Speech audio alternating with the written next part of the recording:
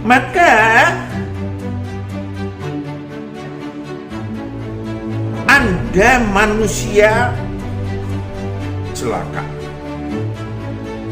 Orang yang demikian namanya manusia celaka. Kenapa? Karena hidup Anda sia-sia, hidup si manusia tersebut sia-sia. Pasti rohnya pengen pulang ke surga kekal. Yes, karena itu tanah airnya. Saudaraku yang kekasih, tetapi keinginan roh Anda tinggal keinginan. Ya Allah itu roh, gembala dengan roh kita, nanti Tuhan akan memberikan kebenaran, syarat perdamaian. Nama kata lain adalah Salam saudaraku yang terkasih, kita jumpa lagi untuk membahas sudahkah Anda merasakan kehadiran Tuhan? Tapi kita akan menyaksikan satu buah pujian dulu sebelum kita melanjutkan pembahasan ini. Dengan hati bersyukur pada Allah yang hidup, syukur karena diberikan uranya Yesus.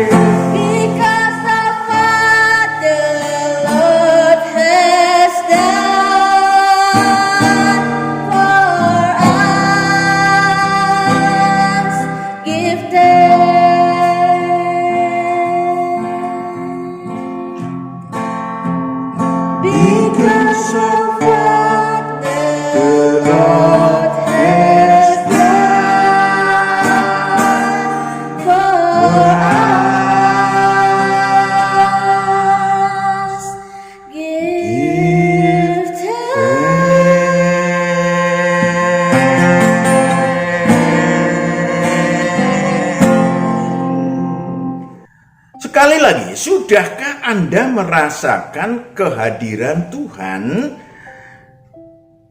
Tuhan itu adalah Allah yang hidup dalam diri Anda secara pribadi. Oke? Saudaraku yang kekasih, Natal religi adalah merayakan.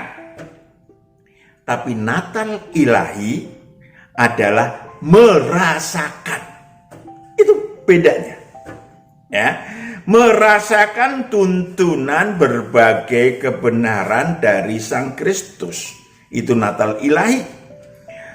Dan melaksanakan tentu saja pertolongannya atau kebenarannya.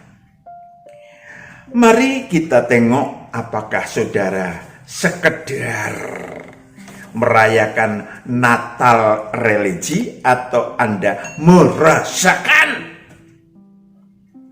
Natal ilahi. Pertanyaan pertama adalah, adakah roh Anda hidup? Kalau roh Anda mati, nggak bisa merayakan Natal ilahi. Ya, sekali lagi, apakah roh Anda hidup? Cara mengetahuinya gimana, Pak? Yang A, tatkala roh Anda terpenjara, mati dalam kerajaan maut oleh iblis, maka Anda sulit sekali melaksanakan keinginan suara batin. Sekali lagi, suara batin bukan suara jiwa ya, apalagi bukan suara tubuh. Suara batin adalah suara roh Anda untuk berbuat baik. Kehendak ada, tetapi tak terlaksana karena dicegah oleh iblis yang tinggal dalam diri si manusia tersebut. Ya, maka Anda manusia celaka. Orang yang demikian namanya manusia celaka. Kenapa? Karena hidup Anda sia-sia, hidup si manusia tersebut sia-sia. Pasti rohnya pengen pulang ke surga kekal. Yes, karena itu tanah airnya. Saudaraku yang kekasih, tetapi keinginan roh Anda tinggal keinginan. Roma 7 ayat 19 sampai 24. Roma 7 ayat 19 sampai 24. Sebab bukan apa yang aku kehendaki, yaitu yang baik. Bukan apa yang rohku kehendaki, batinku kehendaki, yaitu yang baik, yang aku perbuat, melainkan apa yang tidak aku kehendaki, yaitu yang jahat, yang aku perbuat. Wow, berbanding terbalik. Lanjut. Jadi jika aku berbuat apa yang tidak aku kehendaki, maka bukan lagi aku yang memperbuatnya. Bukan lagi keinginan rohku yang memperbuatnya, yang mengekspresikannya, tetapi dosa yang diam di dalam aku. Roh-roh jahat atau karena akibat dosa, roh-roh jahat yang diam di dalam diri si manusia.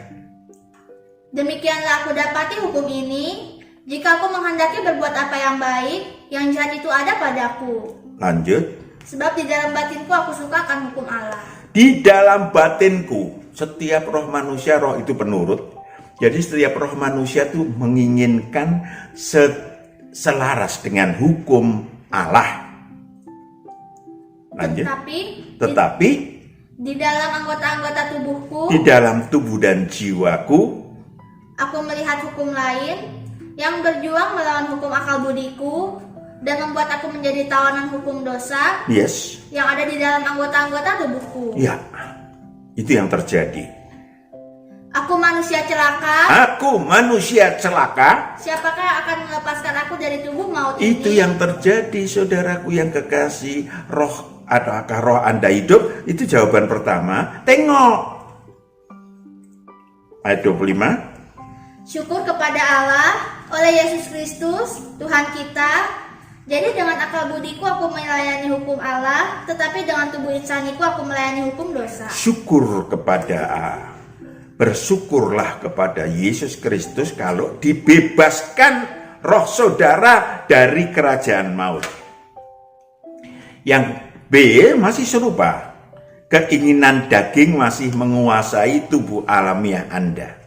Bukan nggak boleh punya keinginan, saudara punya keinginan karena saudara adalah memiliki roh yang dinamis, jiwa yang dinamis, tubuh yang dinamis. Yes. Tetapi saudaraku yang kekasih, apakah saudara dipenuhi kehidupannya dengan keinginan daging sepenuhnya, totalitas menguasai tubuh alamiah Anda? Apakah pikiran Anda terpaku pada hal-hal sekuler bahkan duniawi? Saudaraku yang kekasih, kalau demikian berarti roh saudara mati karena dipenjara di dalam kerajaan maut. Dicek Roma 8 ayat 5 sampai 8. Kita cek. Roma 8 ayat 5 sampai 8. Sebab mereka yang hidup menurut daging, Mereka yang hidup menurut daging, menurut keinginan duniawi, memikirkan hal-hal yang dari daging, hidupnya cuma habis buat memikirkan hal-hal yang daripada daging. Ya, senengnya supaya mobilnya leher bagus, ya. Kalau ini ganti yang lebih bagus, itu aja. Bajunya bermerek, kalau mereknya nggak kelihatan, dibalik bajunya supaya kelihatan mereknya. Gitu. Lanjut. mereka yang hidup menurut roh, memikirkan hal-hal yang dari roh. Kemudian kalau saudara rohnya hidup, cek. Berarti roh saudaramu menggebu-gebu untuk menjadi anak Allah, untuk pulang ke surga kekal, untuk berbuat baik. Lanjut. Karena keinginan daging adalah maut, tetapi keinginan roh adalah hidup dan damai sejahtera. Itu dia. Berbanding terbalik. Ke atas dan ke bawah. Lanjut. Sebab keinginan daging adalah perseteruan terhadap Allah, karena ia tidak takut kepada hukum Allah. Hal ini memang tidak mungkin baginya. Mereka yang hidup dalam daging tidak mungkin berkenan kepada Allah. Mereka yang hidup di dalam daging tidak mungkin berkenan kepada Allah. Allah tidak berkenan bersuara dalam kehidupan Anda. Apalagi menuntun saudara, menuntun si manusia. Saudaraku yang kekasih, bersyukurlah kalau Yesus Kristus sudi, karena saudara percaya, sudi membebaskan roh Anda. Roma 8 ayat 1 sampai 4. Roma 8 ayat 1 sampai 4. Demikianlah sekarang tidak ada penghukuman bagi mereka yang ada di dalam Kristus Yesus. Tidak ada penghukuman yang ada di dalam Kristus Yesus. Dilepaskan dari apa yang disebut sebagai kerajaan maut. Maut dan kerajaan maut oleh Yesus Kristus. Roh yang memberi hidup telah memerdekakan kamu dalam Kristus dari hukum dosa dan hukum maut. Yes, saudara terlepas. Merdeka dari hukum dosa dan hukum maut. Sebab apa yang tidak mungkin dilakukan hukum Taurat, karena tak berdaya oleh daging, telah dilakukan oleh Allah. Dengan jalan mengutus anaknya sendiri dalam daging, yang serupa dengan daging, yang dikuasai dosa karena dosa, ia telah menjatuhkan hukuman atas dosa di dalam daging. Supaya tuntutan hukum Taurat digenapi di dalam kita, yang tidak hidup menurut daging, tetapi menurut roh. Ayat 4. Sudah? Oke, sehingga dapat hidup menurut roh. Oke. C. Tanda yang lain bahwa roh si manusia mati adalah saudara orang tersebut, si manusia tidak mampu memahami kebenaran-kebenaran Injil Kerajaan Allah. Nggak mampu. Saudaraku yang kekasih, Matius 13 ayat 19 sampai 22. Mari kita mulai mawas diri terus. Matius 13 ayat 19 sampai 22. Kepada setiap orang yang mendengar firman tentang kerajaan sorga, tetapi tidak mengertinya, datanglah si jahat dan merampas yang ditaburkan dalam hati orang itu. Terus? Itulah benih yang ditaburkan di pinggir jalan. Benih yang ditaburkan di tanah yang berbatu-batu ialah orang yang mendengar firman itu dan segera menerimanya dengan gembira. Wah, haleluya, puji Tuhan, amin. Tetapi ia tidak berakar dan tahan sebentar saja. Apabila datang penindasan atau penganiayaan karena firman itu, orang itu pun segera murtad. Murtad, malah marah sama Tuhan. Mana buktinya? Firmanmu itu nggak cocok dengan saya, cocoknya dengan sono. Lanjut. Yang ditaburkan di tengah semak duri ialah orang yang mendengar firman itu, lalu kekhawatiran dunia ini dan tipu daya kekayaan menghimpit firman itu sehingga tidak berbuah. Itulah yang terjadi, dan lebih celakanya kalau itu terjadi sepanjang hidup. Nafasnya tinggal 1-2. baru akan sadar, keburu wafat. Yang hebat, wafat. Saudaraku yang kekasih, pikirannya juga tumpul. Ya, membaca perjanjian lama pun nggak usah Injil Kerajaan Allah deh, perjanjian kebenaran Injil Kerajaan Allah, perjanjian lama pun nggak ngerti. Baca sih baca, nggak paham, atau paham sih paham, tapi salah. Namanya salah paham. Saudaraku yang kekasih, 2 Korintus 3 ayat 14 sampai 15. Kita banyak membaca pada akhir tahun ini supaya saudara di tahun mendatang, tahun 2024 sudah terbiasa untuk memahami. Lanjut. 2 Korintus 3 ayat 14 sampai 15. Tetapi pikiran mereka telah menjadi tumpul, sebab sampai pada hari ini selubung itu masih tetap menyelubungi mereka. Yes. Terselubung saudara, pikirannya tumpul, terselubung. Lanjut. Jika mereka membaca perjanjian lama itu tanpa disingkapkan, karena hanya Kristus saja yang dapat menyingkapkannya. Yes. Ayat 16. Tetapi apabila hati seorang berbalik kepada Kalau Tuhan, saudara berbalik kepada Tuhan, maka selubung itu diambil daripadanya. yes, selubung itu diambil daripadanya. Kalau saudara percaya kepada yang awal, yang akhir, dan yang hidup, yang memegang maut dan kerajaan maut, roh Anda akan dilepaskan dari kerajaan maut. Saudara bisa merdeka dan kemudian menyembah Allah yang hidup. Yohanes 4 ayat 24. Yohanes 4 ayat 24. Allah itu roh, dan barang siapa menyembah Dia harus menyembahnya dalam roh dan kebenaran. Itu menjadi tolok ukur. Apakah saudara itu menyembah Allah begini kayak kakek-kakek? Tergantung saudara mengekspresikan, boleh saja, sah-sah saja.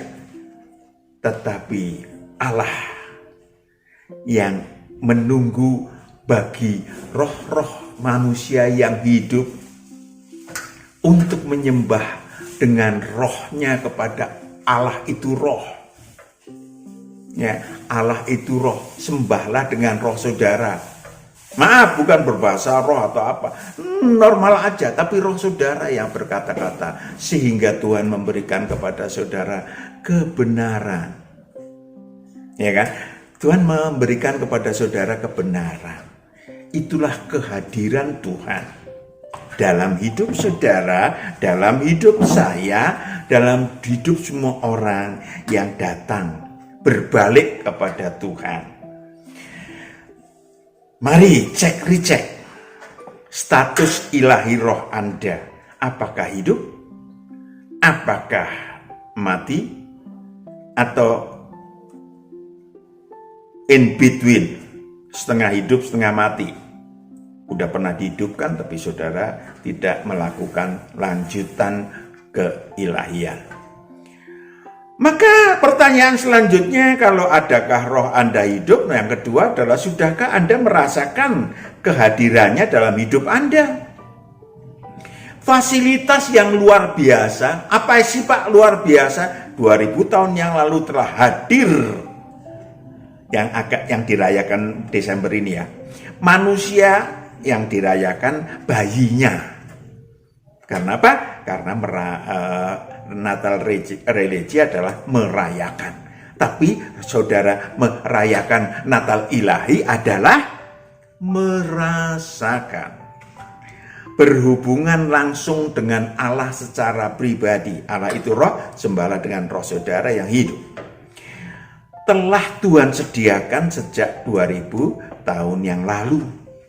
Maka dikatakan, akulah jalan, kebenaran, dan hidup. Wah, orang cuma pegang itu aja, ayat emas, dan kemudian dilewatin aja.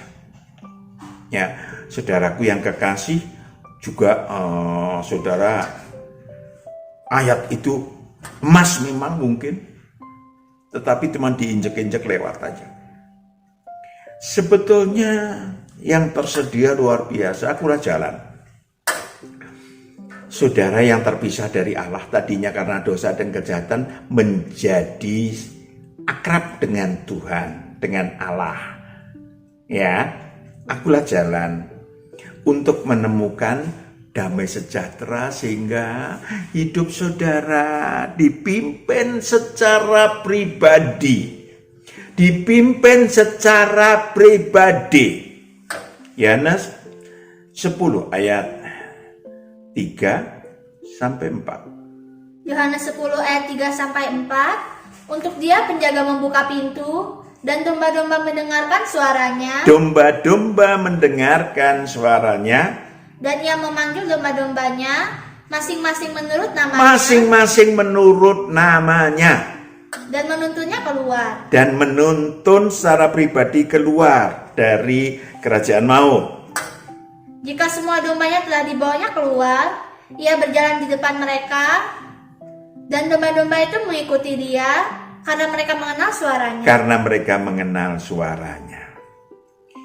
Ayat 9. Yohanes 10 ayat 9. Akulah pintu, barang siapa masuk melalui aku, ia akan selamat, dan ia akan masuk dan keluar dan menemukan padang rumput. Menemukan damai sejahtera. Menemukan padang rumput, baik nasib buruk tubuh alamiahnya, khususnya rohnya.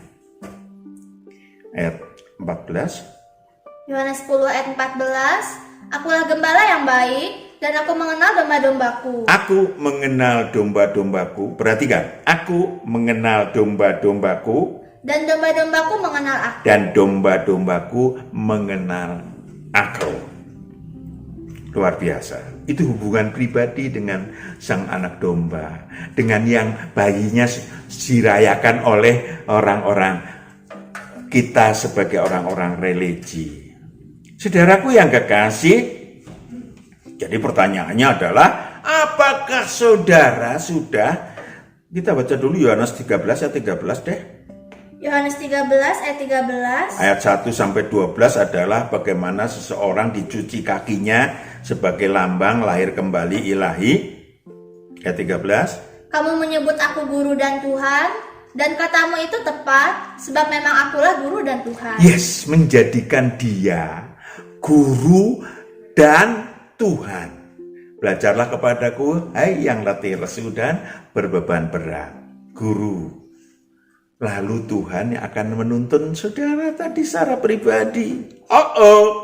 Luar biasa. Yang ketiga, sudahkah Anda dibaptis ilahi dalam Allah Tritunggal? Wow, sudah Pak. Kalau saudara mungkin beragama Kristen, sudah Pak. Oke, baptis religi yang manapun, ya, bukan yang dimaksud Pak Matius. Yang dimaksud Pak Matius adalah Matius 28 ayat 19 sampai 20. Matius 28 ayat 19 sampai 20. Karena itu pergilah. Pergilah, perhatikan baik-baik. Jadikanlah semua bangsa muridku. Yes, pergilah jadikan semua bangsa muridmu. Jadi diawali dengan saudara siap kerja, siap pergi, siap memberitakan. Bukan diawali dengan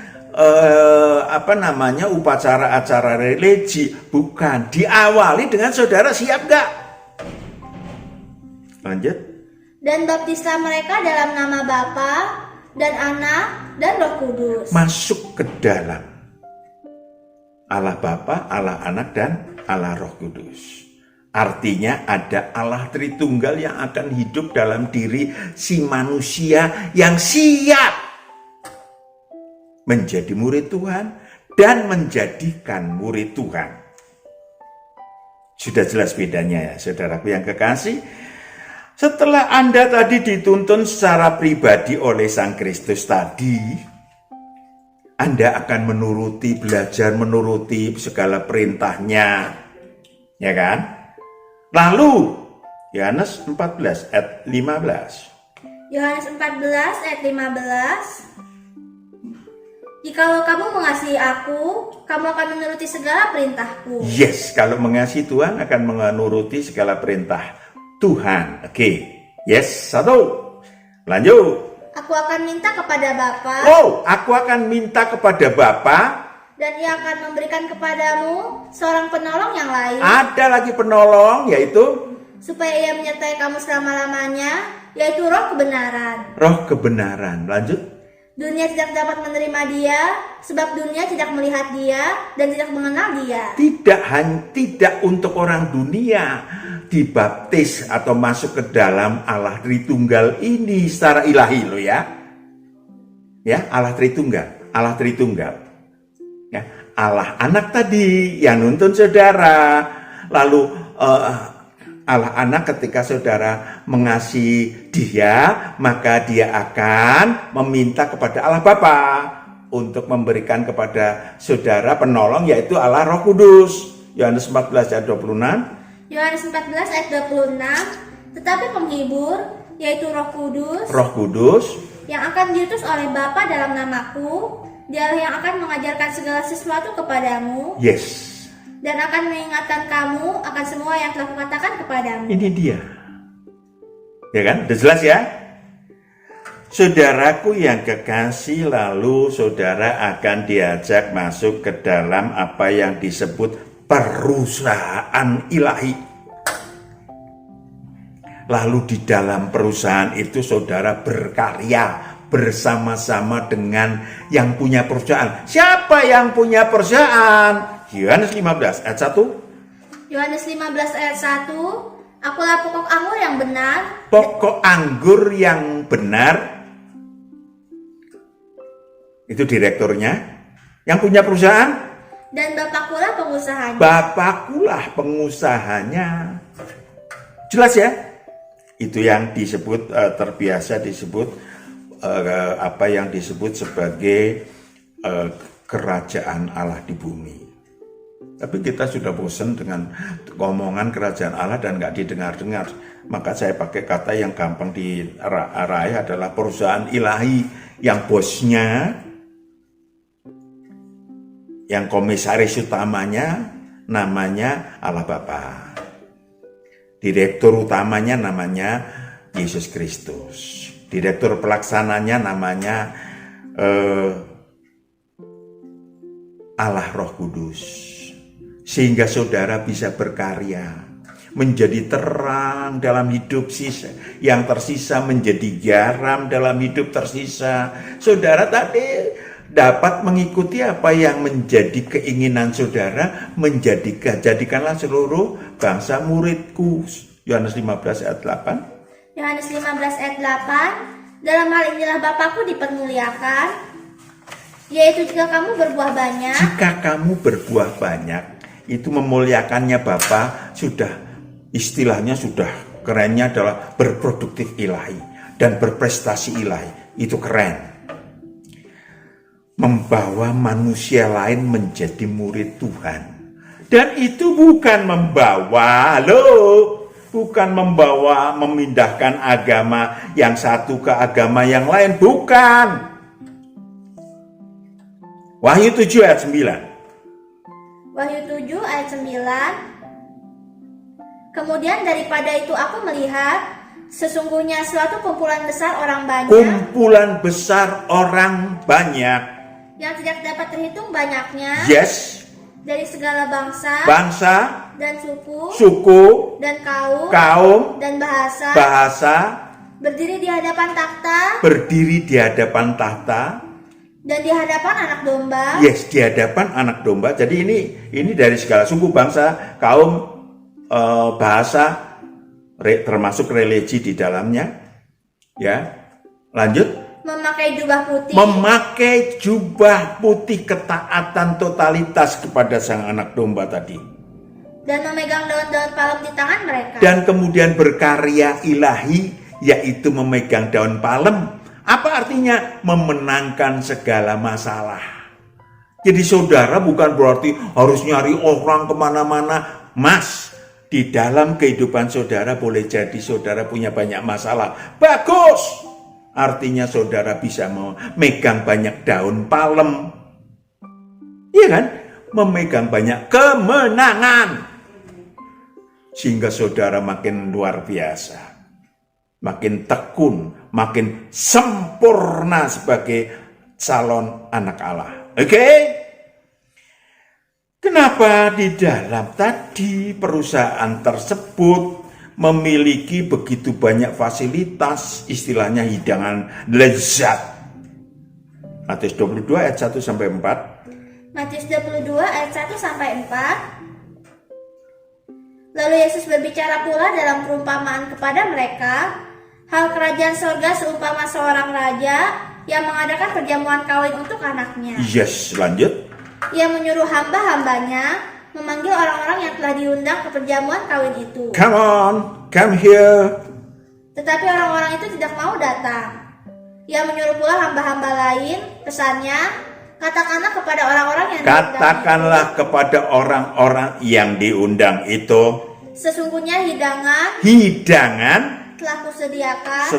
Telah kusediakan hidangan-hidangan ilahi, lembu jantan sebagai gambaran secara jasmaniah hidangan ilahi, dan ternak piaraanku telah disembelih. Yes, ternak piaraan aneka warna telah disembelih. Semuanya telah tersedia. Datanglah ke perjamuan kawin ini. Yes, datanglah ke perjamuan kawin atau kerajaan Allah atau perusahaan ilahi Allah Bapa.